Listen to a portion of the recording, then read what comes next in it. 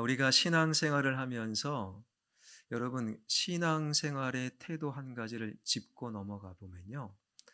가끔 그런 분들이 있어요. 어떤 목사님이 이렇게 말씀하셨다는 거예요. 사실 목사님들의 말씀이 중요하지요. 우리는 마음속에 목사님들의 말씀을 아로새길 필요가 있습니다. 그런데 때로는 목사님들이 이상한 말씀하실 때가 있어요. 저도 가끔 그렇잖아요.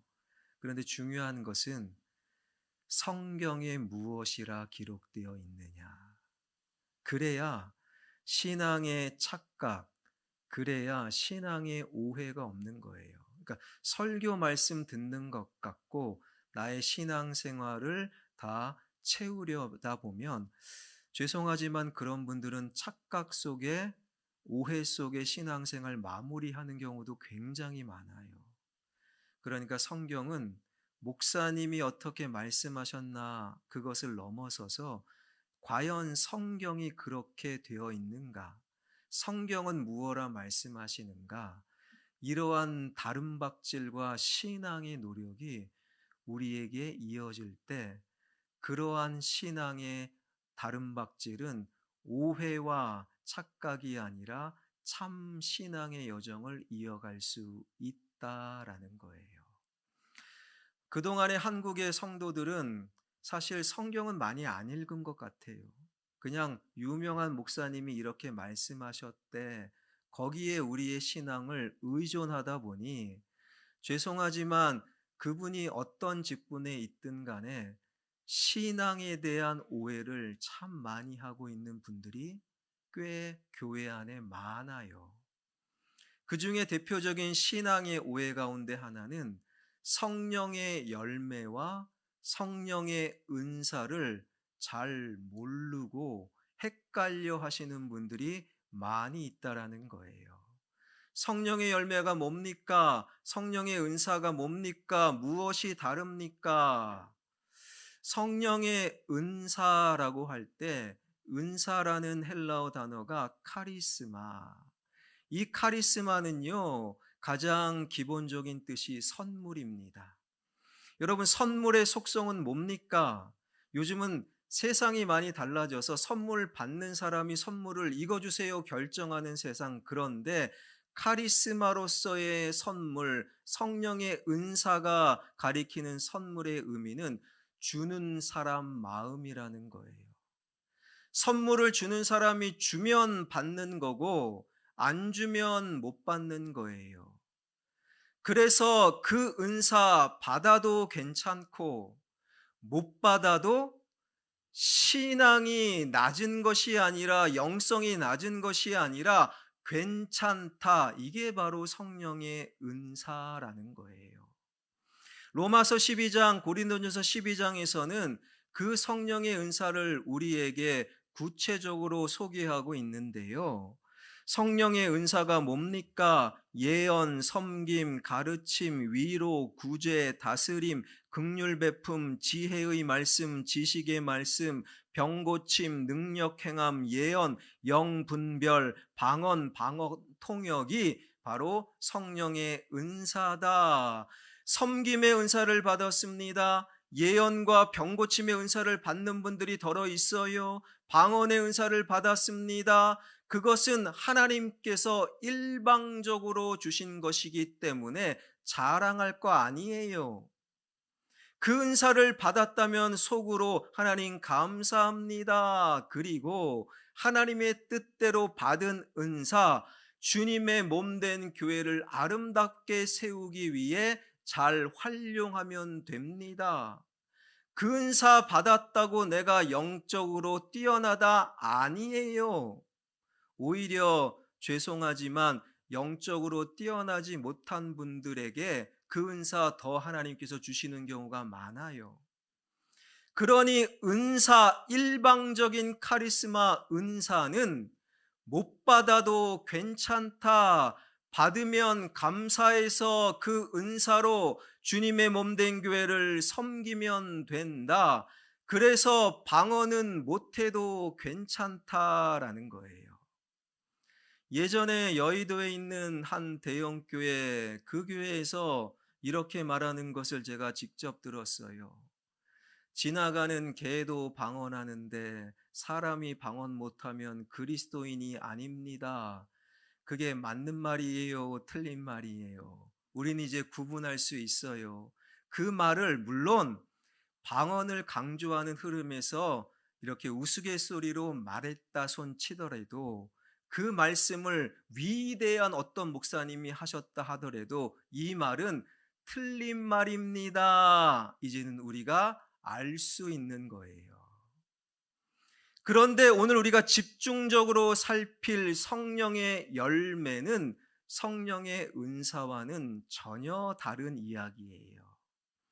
성령의 열매와 은사는 성령의 어떤 은총으로 우리에게 주어지는 것인데 그거는 똑같아요.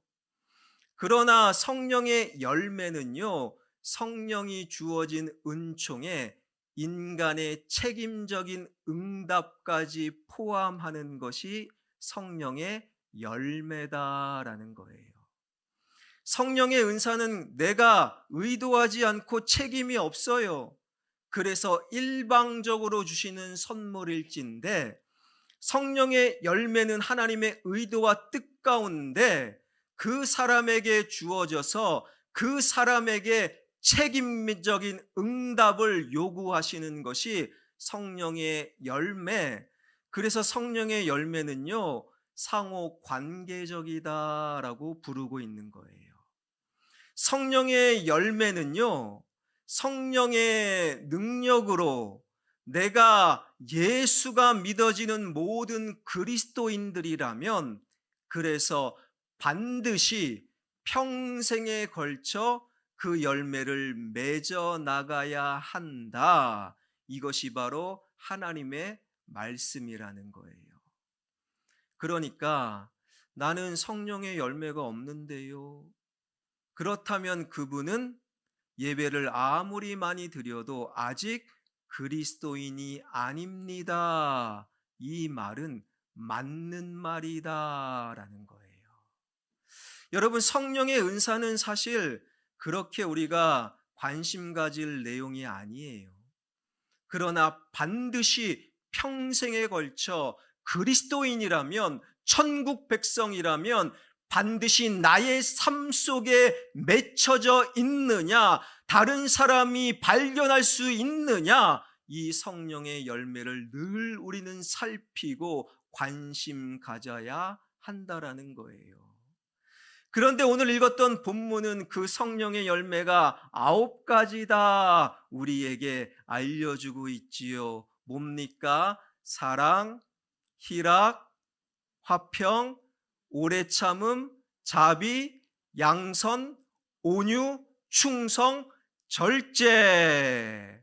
예배의 횟수가 늘어가면서 십자가의 복음을 더 경험하면서 성령의 충만함으로 내 영혼 뜨거워지면서 매일매일 삶 속에 사랑, 희락, 화평, 인내, 자비, 양성, 온유, 충성, 절제의 열매를 맺어나가는 우리 화평의 삼부 예배자들 되길 주님의 이름으로 축원합니다.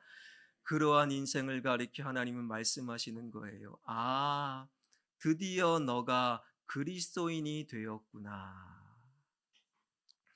여러분, 그런 말씀, 대전제의 말씀, 그리스도인이라면 모두 다 반드시 평생에 걸쳐 성령의 열매에 맺어야 됩니다. 이 말씀이 내 마음속에 아로새겨지고 내 영혼 뜨거워지고 힘있게 아멘하며 내일부터 그렇게 살아가겠습니다 하시는 분들은 굉장히 신앙이 좋은 거예요.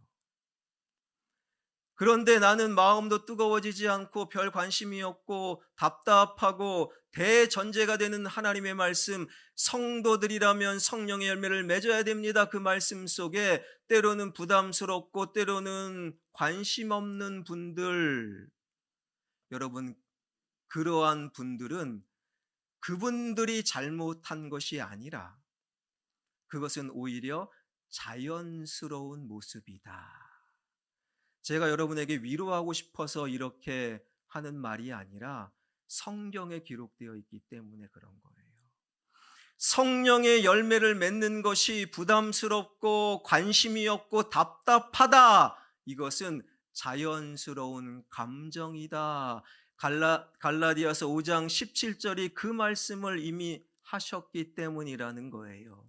다 한번 읽겠습니다. 갈라디아서 5장 17절 시작.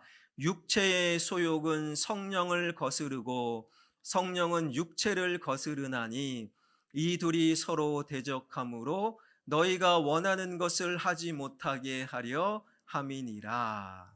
모든 인간은 육체를 갖고 있는 모든 인간은 다 육체를 갖고 있잖아요. 그런데 우리는 아멘하면서 마음이 뜨거워져 성령의 열매를 맺고 성령으로 인해 선한 일을 하고 싶습니다. 마음을 먹어도 우리 안에 있는 육체의 소욕이 성령을 거스르고 성령의 열매 맺는 것을 방해하고 있다라는 거예요. 육체의 소욕으로 번역된 헬라어 단어는 갈라디아서 5장 16절 바로 앞절에 육체의 욕심이라는 단어와 똑같은 단어예요. 그 의미는 욕심, 탐하다, 욕망, 욕심을 내다 이러한 의미가 있는 거예요. 이것이 동사로 사용되면 현재 시제로 사용되는 것이고 현재 시제로 사용되는 헬라어는 계속이라는 의미가 있어요. 그러니까 육체의 한계, 육체를 갖고 있는 동안, 이 땅에서 사는 동안 계속 끊임없이 졸지도 않고 성령의 역사를 우리 육체의 소욕은 방해하고 가로막고 거스른다. 그러니 육체를 갖고 있는 우리 인간은 모두 다 성령의 열매를 맺으십시오. 이 말씀이 어려운 거예요. 이 말씀이 불편한 거예요. 이 말씀에 관심이 없는 것, 그것은 내가 육체를 갖고 있는 사람이다. 이것의 또 다른 반증이라는 거예요. 이 육체의 소욕은 어디서 왔겠습니까? 당연히 창세기 3장 아담으로부터 시작된 죄의 결과물이 육체의 소욕, 육체로 인한 탐욕, 육체로 인한 욕심, 욕망, 이것은 주님 다시 오시는 그날까지, 아니 내가 육신으로부터 자유함을 누리는 죽음의 그 순간까지 우리를 계속적으로 지속적으로 우리를 가로막고 우리가 원하는 성령의 열매를 못 맺게 한다. 여러분 잘못이 아니에요. 뜨거워지지 않고 성령의 열매 관심 갖지 않는 것 당신의 잘못이 아닙니다. 이 말씀이 얼마나 위로가 됩니까? 여러분, 기독교 역사에서 가장 위대한 사도로 평가받는 사도 바울도 이 육체의 소욕을 스스로 넘지 못했잖아요. 로마서 7장에 보게 되면 그의 안타까운 탄식이 이렇게 기록이 되어 있습니다. 나는 내가 원하는 선한 일은 하지 않고 도리어 원하지 않는 악한 일을 합니다. 내가 해서는 안 되는 악한 것을 하면 그것을 하는 것은 내가 아니라 내 속에 자리를 잡고 있는 죄입니다. 여기에서 나는 법칙 하나를 발견하였습니다. 곧 나는 선을 행하려고 하는데 그러한 나에게 악이 붙어 있다는 것입니다. 아, 나는 비참한 사람입니다. 누가 이 죽음의 몸에서 나를 건져 주겠습니까? 위대한 사도 바울 역시 성령의 열매, 성령으로 인한 선한 일, 선한 삶을 살아가려고 마음먹었어요. 그것을 간절히 원했지만 결코 벗어날 수 없는 육체의 소욕, 육체의 욕망, 육체의 탐욕으로 말미암아 내가 원하는 선한 일을 하지 못했다. 위대한 사도의 탄식은 우리 삶의 모습에서 그대로 이어지는 거예요. 힘차게 설교하는 저 또한 똑같아요. 하나님 말씀을 다루고 하나님 말씀을 연구하고 누구보다 많이 기도하고 성령의 충만함을 경험하는 저 역시 육체의 한계 속에 있는 그 기간 동안에 스스로 육체의 소욕을 결코 이길 수 없는 그것을 먼저 인정해야 돼요. 가끔씩 저에게 이제 목사인 저에게 저는 이제 메일 같은 걸 잘 확인하지 않는데 가끔씩 몰아서 메일을 확인할 때 독특한 제목의 눈길 끄는 제목의 메일이 올 때가 있어요. 오빠가 필요해요. 오빠 만나고 싶어요. 웃는 분들은 뒷조사가 들어가야 될 것 같아요. 왜 웃으시죠? 그쪽에 익숙한 분들은 딱 웃으시면서 목사님 그 내용 뻔합니다. 보지 마세요. 그런 웃음일 거예요. 그러나 저같이 순수한 목사들은 비웃는 거 아니죠? 순수한 목사들은요, 그 내용을 잘 몰라요. 오히려 저 같은 목사에게 목사 안수를 받은 이후 누가 저에게 오빠라고 부르겠습니까? 저는 그렇게 생각했어요. 처음에는 어떤 자매가 너무너무 신방이 필요해서 너무너무 급하다 보니까 목사라고 못하고 오빠라고 불렀나 보다.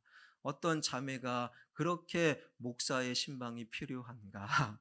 기대 반 호기심 반으로 그 메일을 열어보면 깜짝 놀라는 사진이 있는 거예요.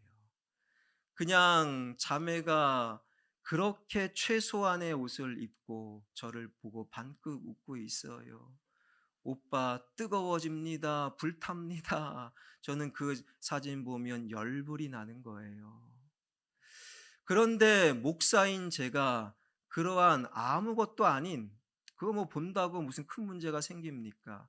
아무것도 아닌 것 같은 그 사진을 어떻게 해야 되겠습니까?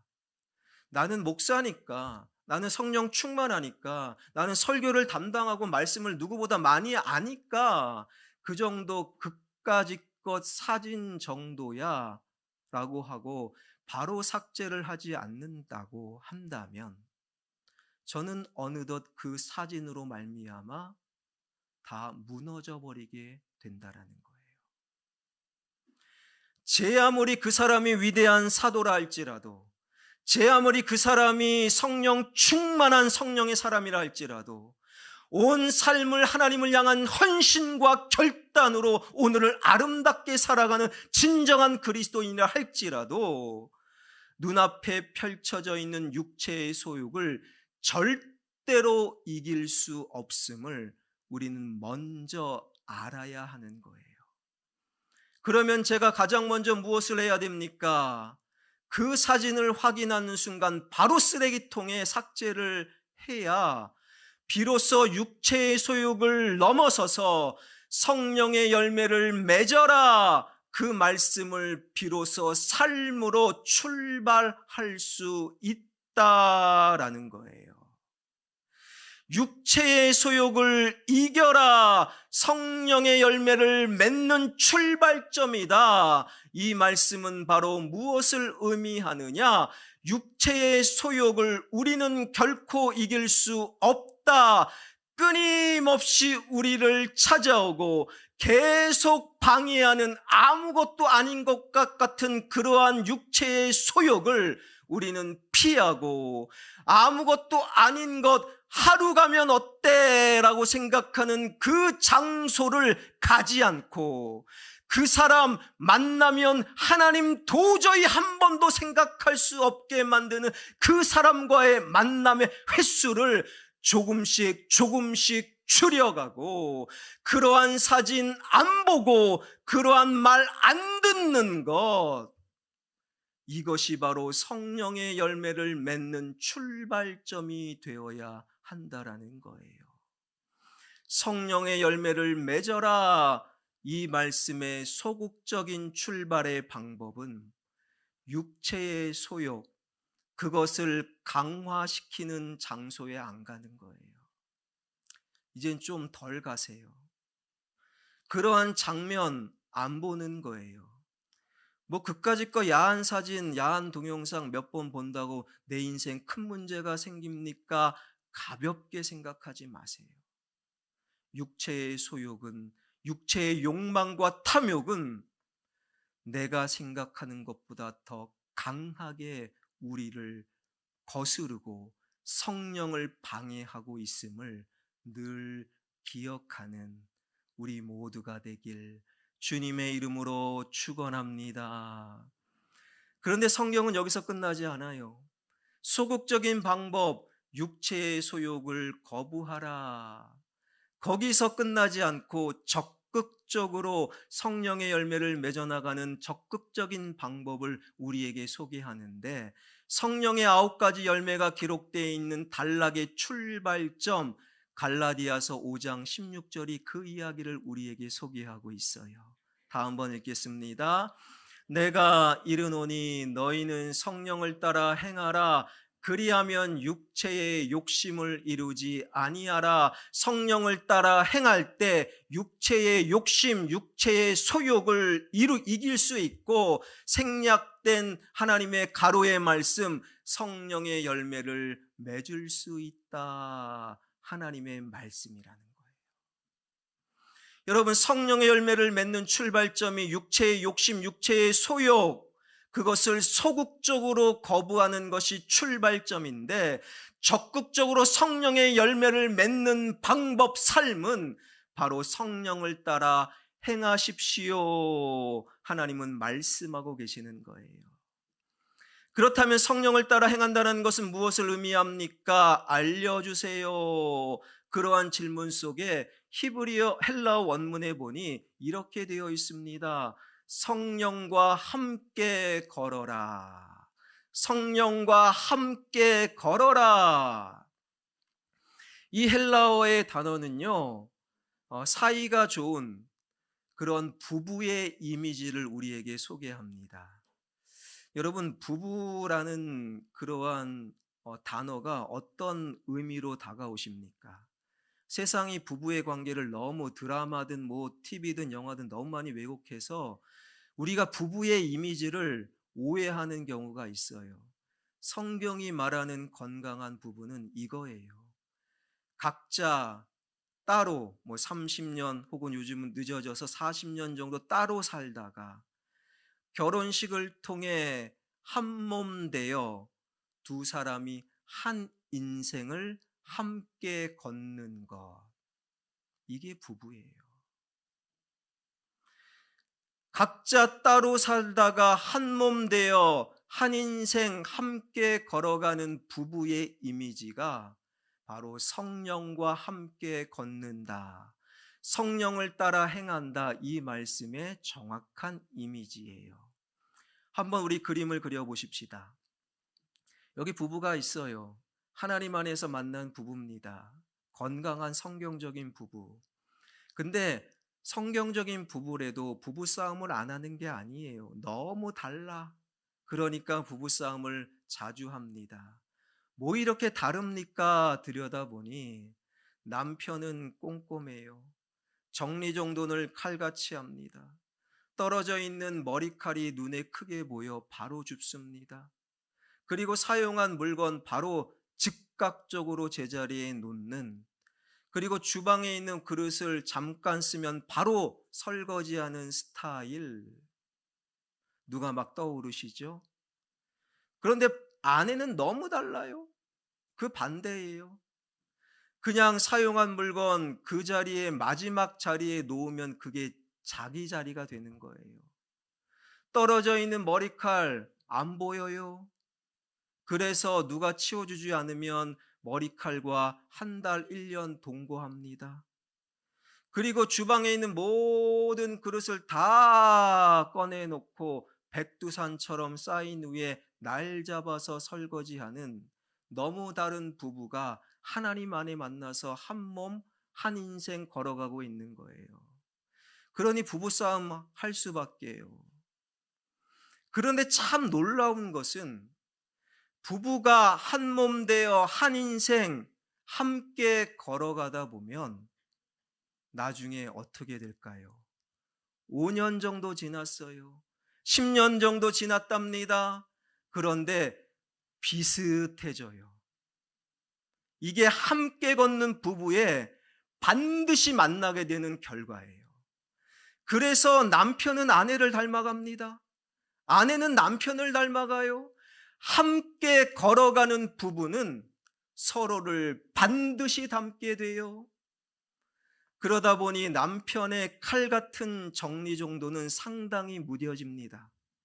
머리칼이 떨어져 있어도 내일 모레 정리하자, 그렇게 남편이 달라져요. 아내도 남편을 닮아 달라집니다. 이제 사용한 물건 가끔씩은 제자리에 놓더라고요. 그리고 백두산은 아닐지라도 한 동네 뒷산 이틀 정도 한 번씩은 설거지를 하더라고요. 우리 집 이야기는 아닙니다.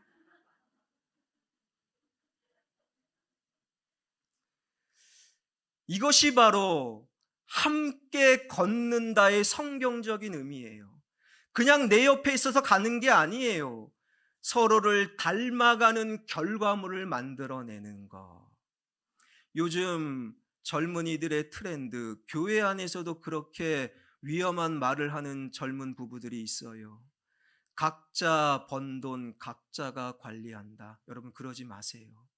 한 몸은요, 정신적으로, 육체적으로, 몸으로, 경제적으로 하나가 되는 거예요. 여러분, 내가 번 돈 내가 관리합니다, 이게 트렌드입니다. 성경은 그렇게 말하지 않아요. 그래서 요즘 젊은이들 부부들 보게 되면 생활부도 50대 50으로 내더라고요. 내가 더 많이 버니까 내가 6, 너가 4 내자, 그런 게 트렌드랍니다. 왜 그럽니까? 물어보면 속 마음을 이렇게 대답을 해요. 혹시 목사님 모르잖아요. 뭘 모릅니까? 혹시 헤어질 수도 있잖아요. 여러분, 반드시 기억하십시오. 내 옆에 함께 있다고, 언젠가 헤어질 것을 염두에 두고 함께 있는 것은 함께 걷는 게 아니에요. 언젠가 헤어질 수 있다라는 염두 속에 아무리 함께 걸어가 보십시오. 결코 상대방을 닮을 수 없다. 성령님을 따라 행한다, 성령님을 따라 성령님과 함께 걷는다라는 것은 언제나 영원히 그분과 함께하는 것이요, 언제든지 떠날 수 있다라는 생각을 한 번도 할 수 없는 것이고, 그 결과 어느덧 성령님을 닮아가는 것. 여러분, 이것이 성령의 열매를 맺는 적극적인 유일한 방법이다, 하나님은 말씀하고 계셔요. 성령님과 함께 걸어가십시다. 함께 걷는다라는 신약의 용어가 구약 성경의 용어 무엇과 연결되는가? 할라크라는 히브리어하고 연결이 돼요. 이 할라크라는 히브리어 용어는 기본적으로 함께 걷는다라는 의미가 있기 때문이지요. 근데 구약 성경을 뒤져보니 할라크라는 히브리어가 어떤 단어로 번역되느냐? 우리가 여러 번 들었지요. 동행이라는 단어로 번역이 되어 있는 거예요. 성령님과 함께 걷는다, 그것이 성령님을 따라 행합니다 말씀의 의미일진데, 그것은 성령님과 동행하는 것이요, 성령님을 닮아가는 것이고, 주님 부르시는 그날까지 나는 성령을 떠나서 살 수 없음을 인정하는 삶. 여러분, 이 성령님과 함께 걷습니다, 이것은 특별한 무엇을 의미하거나 특별한 기도회 속에서 결단을 요구하는 것은 아니라는 거예요. 구약의 인물 가운데 하나님과 동행했다 대표적인 인물이 누굽니까? 에녹. 창세기 5장 24절 확인합니다. 에녹이 하나님과 동행하더니 하나님이 그를 데려가심으로 세상에 있지 아니하였더라.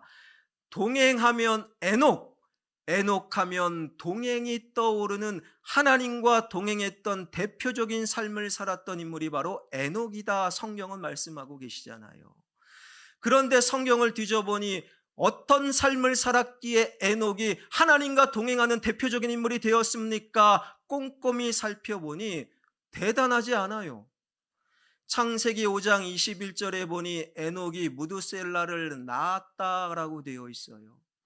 창세기 5장 22절에 보니 에녹이 하나님과 동행하며 자녀를 낳았다라고 되어 있어요. 창세기 5장 23절에 보니 에녹이 365년을 살았다.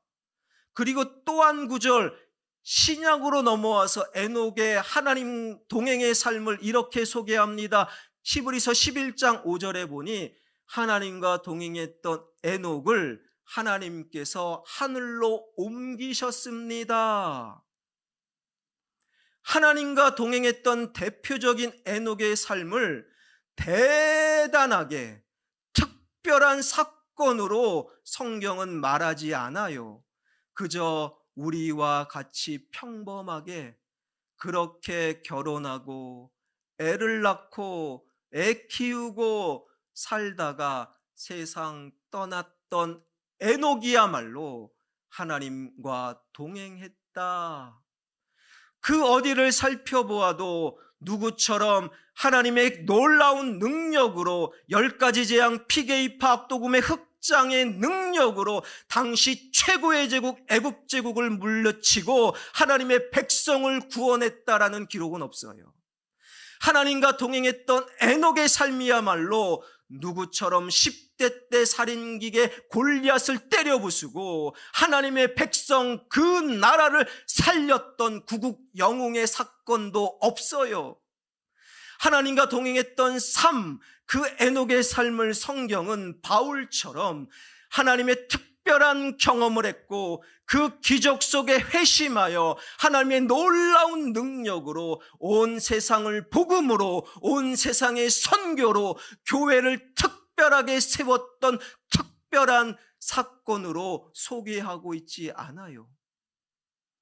하나님과 동행, 성령님과 함께 가는 것은 특별한 시간, 특별한 사건, 특별한 장소, 그것이 아니라 일상의 반복. 오늘 아침 눈을 뜨고 아이들 학교 보내고 내가 해야 될 그 일하고 하루를 마감하는 그 일상의 반복을 성령님과 함께 하는 것. 아침에 일어나서 특별히 막 결단하지 않아도 돼요. 그냥 아침에 일어나서 내 옆에 남편 혹은 아내가 있지만 성령님이 함께하고 있음을 생각하면서 여보 잘 잤어? 그것과 함께 성령님 안녕하세요. 그게 성령님과 함께하는 거예요. 밥을 먹으면서 성령님 감사합니다. 그게 성령님과 함께하는 거예요. 오늘 누구를 만나는데 하나님 도와주세요. 그게 성령님과 함께하는 거예요. 우리 아이의 문제, 남편의 문제, 나의 문제, 인생의 문제 속에서 가장 먼저 내 옆에 있는 성령님이 떠오르는 거예요. 몸이 아파요. 어떤 병원 갈까가 아니라 특별한 기도원이 생각나는 것이 아니라 내 옆에 계시는 성령님이 먼저 생각나는 것. 평범한 일상을 성령님과 함께 걸어가는 것. 그러다 보면 어느덧 특별함은 없어요. 없어도 돼요. 그러나 어느덧 가랑비에 옷 젖듯 성령님을 닮아가는, 성령님을 닮아버린, 그래서 말하는 그 순간 성령의 사랑의 열매가 강력히 선포되어지고 온 세상이 죽겠다 죽겠다 하는데도 이상하게 기뻐지는 성령의 사람들이 반드시 될 거예요. 한 이야기를 하고 마감하겠습니다. 제가 개인적으로 알고 지내는 집사님, 남자 집사님이신데 그 집사님이 자그마한 이제는 중소기업을 운영하셔요. 그 집사님이 평상시에 교회도 열심히 봉사하시지만 평상시에 그분이 반복적으로 일상으로 만들어내는 것은 뭐 말씀도 아니고 성령님도 아니에요. 교회는 나오셔서 늘 봉사는 하지만 그분의 일상의 반복은 경영자로서 세상의 지식을 채우고 그리고 경영과 경제 분야의 좋은 책들을 계속 읽고 좋은 세미나를 계속 그는 일상의 반복으로 채워나가고 있는 분. 그런데 언젠가 우연히 그분의 카톡 프로필을 본 적이 있어요. 그런데 몇 가지 문구가 써 있더라고요. 2023년 레빗 점프, 그리고 지루함이 아니라 재미로, 이렇게 문구가 써 있더라고요. 그 문구가 어디서 왔느냐? 저도 얼마 전에 이제는 읽게 되었는데, 서울대학교 김남도 교수 연구팀에서 해마다 10수년 동안에 내년에 우리가 살아남으려면 반드시 붙잡아야 될 인생의 중요한 키워드 10가지를 10수년 동안에 계속 책으로 발간하고 있잖아요. 그런데 트렌드 코리아 2023년도에서 레빗 점프라는 키워드를 잡았어요. 거기서 온 거였다라는 거예요. 내년도는 검은 토끼의 해, 점프하기 위해서 10가지 키워드를 반드시 기억하십시오. 그것을 일상의 반복으로 삼아야 당신의 삶은 점프됩니다. 그런 메시지를 담아서 그분도 카톡 프로필을 삼은 거예요. 그러면서 지루함이 아니라 재미로, 이 문구는요, 레빗 점프 트렌드 코리아 2023년도 9번째 키워드 공간력의 그 주장을 그대로 인용한 거예요. 그 책에서는 이렇게 말합니다. 2023년도는 지루함이 아니라 지루한 말, 지루한 공간, 지루한 반복의 삶은 죽고 재미있는 공간, 재미있는 말, 재미의 삶이 살아남을 수 있으니 지루함이 아니라, 지루한 반복이 아니라 재미와 특별함과 특색 있는, 매력 있는 삶을 살아가십시오. 그리고 그것을 반복하겠다고 하면서 카톡 프로필로 삼은 거예요. 저는 개인적으로 그리스도인이라면 그러한 좋은 책들, 세상의 흐름을 잘 분석하는 그런 좋은 책들은 읽어야 된다고 생각을 합니다. 그리스도인의 삶과 신앙은 세상과 동떨어진 그것이 아니라 세상 한복판에서 빛이 나야 되기 때문에 우리는 세상의 흐름을 알아야 돼요. 그래서 12월 달에 저는 트렌드 코리아 2023년을 추천 도서로 이제는 작정하고 있어요. 그런데 그것을 카톡 프로필로 삼아 내년 한 해 레빗 점프로 삼겠다. 내 삶의 지루한 반복은 죽고 나는 특별한 재미의 삶을 살겠다. 목표로 삼는 것은 신앙인이 해야 될 일은 아니라는 거예요. 왜 그렇습니까? 신앙의 기준은 무엇을 반복하고 그것이 지루하냐가 아니라 그것이 영원한 것이냐, 이것이 신앙이기 때문에 그래요. 영원한 것이라면 우리는 또 반복해야 돼요. 영원한 것이라면 지루할지라도 지루함을 뚫고 서야 그 영원함으로 우리는 온전히 살 수 있는 거예요. 여러분, 우리 예배당은 8년 동안 똑같아요. 8년 동안 지루하게 이 자리에 똑같이 있어요. 그러나 이 공간은 영원한 하나님의 집이기 때문에 우리는 반복적으로 또 찾아와야 되는 거예요. 우리 예배와 기도와 말씀과 찬양은 어제 했던 그 기도 또 오늘 하는 거예요. 오늘 고백했던 말씀 또 내일 그 말씀 붙들고 살아가는 거예요. 오늘의 찬양이 1년 후에 또 다른 찬양이 되는 것이지요. 지루할 수 있어요. 재미없을 수 있습니다. 그러나 그것이 영원한 가치가 있기에 영원한 가치를 또다시 반복해야 우리는 온전히 살 수 있는 것. 그러니 그런 책 열심히 많이 읽으십시오. 그리고 세상이 그렇게 흘러가는구나. 그 정도로만 평가해도 돼요. 카톡 프로필로 삼지 마십시오. 카톡 프로필, 여러분의 프로필은 성령의 열매를 맺겠습니다. 그것으로 바꿔줘야 돼요. 사랑하는 성도 여러분, 지금 당신의 삶을 지금처럼 반복할 때 여러분은 누구를 닮아갈 수 있겠습니까?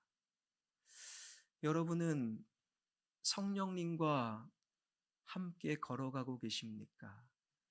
아니면 특별한 그 무엇을 날마다 쫓아다니고 계십니까? 여러분, 여러분의 지금의 삶을 반복한 결과 여러분의 인생은 나는 누구를 닮았다 자부할 수 있겠습니까? 성령님을 닮을 수 있길 바랍니다. 성령님을 닮기 위해 여러분 육체의 소욕 가볍게 여기지 마세요. 어쩔 수 없이 삶을 살아내다 보니 그 직장 일 때문에 어쩔 수 없이 가는 것 저는 이해가 돼요. 어쩔 수 없이 만나면 그 사람과 대화하는 것이 전혀 하나님과 상관없는 그러한 이야기를 할지라도 만나야 되는 것 여러분 이해됩니다. 그러나 될 수 있으면 가볍게 여기지 마세요. 그런 육체의 소욕을 강화하는 만남과 장소와 장면과 소리를 될 수 있으면 소극적으로나마 거절하시길 바랍니다.